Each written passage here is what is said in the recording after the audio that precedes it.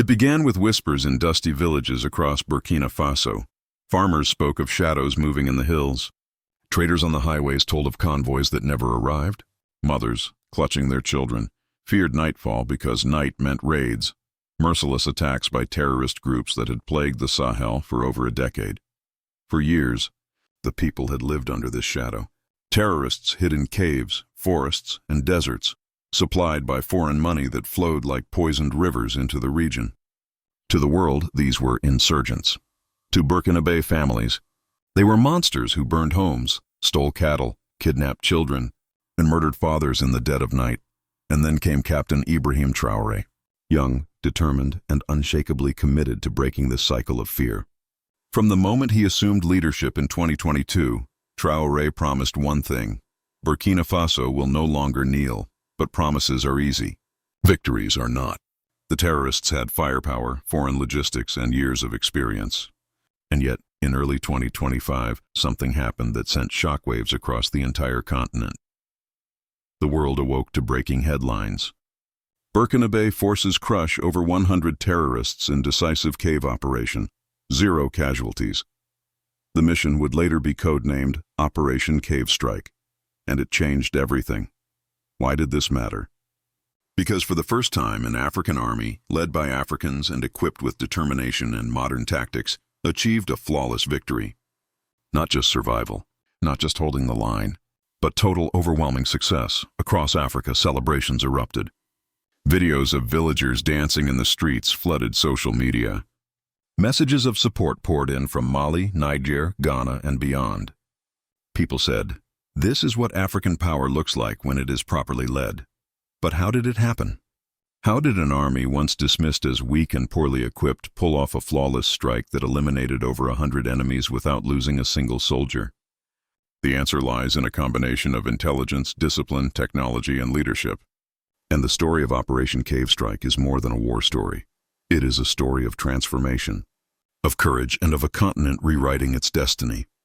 Stay with me, because in the chapters ahead, we will uncover how Traoré's forces mapped out this daring assault, how they exposed foreign funding networks that fueled terrorism, and why this battle is inspiring hope across Africa. This is not just about Burkina Faso. This is about Africa proving to the world, and to itself, that it can rise, fight, and win. Operation Cave Strike began with whispers of intelligence. Villagers near the northern hills reported unusual movements. Motorcycles disappearing into caves, large stockpiles of weapons hidden under tarpaulins, and foreign-looking individuals coordinating the movements. For years, the terrorists had used caves as fortresses. These underground complexes stretched for kilometers with hidden tunnels, storage rooms, and lookout points. Attacking them had always been costly. International forces tried and failed. Locals said the caves were impossible to breach. But Traoré's new military doctrine was different. First came intelligence coordination. Using aerial drones supplied by new defense partnerships, Burkinabé forces mapped the caves in detail. Heat signatures revealed sleeping quarters, weapon stockpiles, and even meeting chambers where commanders gathered. Every inch of terrain was studied. Second came discipline. Traoré knew that victory required not just weapons, but soldiers with absolute trust in each other. In recent months, he had overseen intense training programs. Rural recruits, farmers' sons, mechanics, teachers, were transformed into professional soldiers. They learned urban combat, desert survival, and close-quarter cave tactics. Third came strategy. Instead of a frontal assault that would cost lives, Traoré's commanders devised a three-pronged maneuver. One unit sealed escape routes. Another launched precision strikes from the air, collapsing key entrances. The main strike team descended with night vision gear, moving silently through the labyrinth. The moment of attack came at dawn. Explosions echoed as cave entrances crumbled. Terrorists, disoriented and cut off, scrambled in panic. The Burkinabé forces moved with surgical precision, room by room, tunnel by tunnel. Within hours, the once feared stronghold was reduced to silence. When the dust settled, over 100 terrorists lay neutralized. Weapons caches worth millions were seized. Not a single Burkinabé soldier was lost. The operation was filmed and broadcast across national television. The images were powerful. Young African soldiers marching out of the caves, heads held high, villagers cheering them as liberators. But perhaps the most shocking revelation came after. Inside the caves, documents and electronic devices exposed foreign funding networks. Evidence pointed to shadowy groups outside Africa, funneling money, arms, and propaganda into the Sahel. Traoré's forces had not just crushed a terrorist cell, they had ripped open the curtain hiding those who profited from chaos. This victory was more than military. It was political. It was psychological. It was symbolic. The caves of northern Burkina Faso were legendary. Locals whispered of them as endless tunnels where terrorists hid weapons, stored food, and held prisoners. For years, foreign armies had tried to root them out and failed. The caves always swallowed attackers, turning every battle into a massacre. They were thought untouchable. But Captain Traoré and his commanders refused to accept defeat. They knew that to crush the terrorists, they had to strike at the heart of their fortress. The plan was bold, risky, and unprecedented. The operation began with intelligence. Using a new fleet of surveillance drones, Burkinabé forces mapped the caves in detail. High-resolution thermal scans revealed hidden chambers and sleeping quarters. Every motorcycle parked at the entrances, every heat signature inside, every stash of weapons was identified and logged. For weeks, commanders studied the terrain, rehearsed maneuvers, and drilled soldiers until the plan became second nature. These soldiers weren't the poorly trained recruits of old. Traoré had transformed the army into a disciplined force. Recruits underwent months of training, from desert survival to advanced urban combat. Many were ordinary citizens, farmers' sons, students, mechanics, who had volunteered to defend their nation. Under strict leadership, they became a professional army with unshakable loyalty to their country. The strategy was surgical. Instead of charging head-on, which would mean high casualties, Traoré's commanders planned a three-pronged assault. Containment unit. A team sealed off escape routes with mines and barricades. The terrorists would find no way out. Precision strikes. Drones launched targeted strikes, collapsing outer tunnels and cutting communications. Main assault team. Elite soldiers equipped with night vision goggles and advanced rifles moved silently through the caves.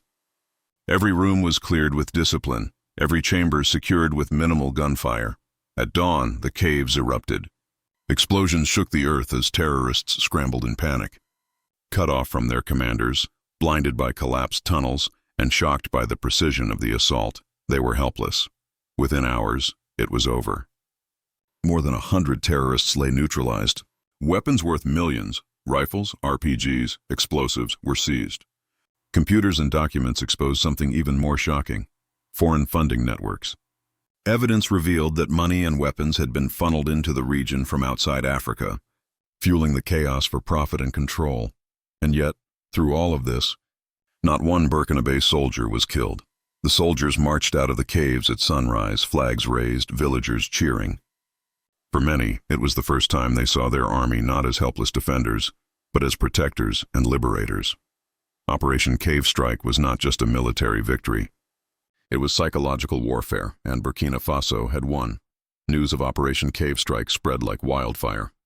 In Ouagadougou, citizens filled the streets waving Burkinabé flags. In Bamako, Malians said, "If Burkina Faso can do it, so can we." In Niamey, Nigerians declared their armies would learn from their brothers' example. For decades, African armies were dismissed as weak, undertrained, and reliant on foreign powers. Western commentators often mocked them as incapable. But now, Africa had proof. With determination, unity, and leadership, its armies could not only defend their people but crush enemies completely. International analysts scrambled to explain the success. Some credited Russian and Turkish military cooperation. Others pointed to new training regimens. But for the people of Africa, the answer was simple: belief. Belief that African soldiers are not pawns, but protectors. Belief that leadership rooted in patriotism, not foreign orders, makes the difference. The operation also struck terror into the hearts of extremist groups. For years, they operated with impunity. Now, recruitment videos were met with skepticism. Potential recruits asked, "If Traoré's forces can eliminate 100 fighters in one strike, do we really want to join a doomed cause?" Meanwhile, African social media exploded. Hashtags like Nash African Victory and Traoré Strong and Africa Will Not Kneel trended across platforms. This was more than celebration. It was a turning point in narrative. For too long, Africa was portrayed as helpless, always needing aid. Operation Cave Strike showed something different. Africa as a source of strength, innovation, and resilience. The news spread faster than wildfire. In Ouagadougou, people poured into the streets, singing and waving flags. In Mali, young men declared, "If Burkina Faso can do it, so can we." In Niger, chants of solidarity echoed through marketplaces. The victory was not confined to one nation. It was felt across the Sahel. For decades, Africa was portrayed as dependent on foreign armies and aid. Western commentators often mocked African militaries as ineffective, incapable of serious victories. But now, Operation Cave Strike shattered that narrative. It proved that when Africans lead themselves, train their own, and believe in their cause, they could achieve the impossible. The reaction among terrorist groups was one of shock and fear. For years, they recruited easily by claiming governments were weak and armies incompetent. Now young recruits hesitated. Why join a doomed cause when Traoré's army could wipe out entire cells in hours? Propaganda videos suddenly seemed hollow in the face of overwhelming defeat. Social media amplified the story. Hashtags like "Nonder Africa Will Not Kneel," Operation Cave Strike, and Traoré Victory trended across the continent. Videos of celebrations in villages, soldiers saluting, and Traoré addressing crowds went viral. Ordinary Africans, long starved of victories, finally had something to be proud of. Meanwhile, international analysts scrambled to explain. Some attributed the success to Russian cooperation, others to new training doctrines, others still to the use of drones. But for Africans, the explanation was simpler: belief and leadership. Operation Cave Strike wasn't just a strike against terrorists, it was a strike against hopelessness. It gave people proof that Africa was not destined to remain a victim. It showed the world that African militaries, when free from foreign interference, could achieve miracles. Operation Cave Strike is more than a headline. It is a blueprint for Africa's future. Across the continent, leaders and citizens are asking new questions. Why rely on foreign armies when local forces can defend their people? Why import weapons when Africa can build its own? Why beg for security when unity can provide it? The lessons are clear. Intelligence is the new weapon. Drones, satellites, and local networks can change the battlefield. Discipline is the backbone of victory.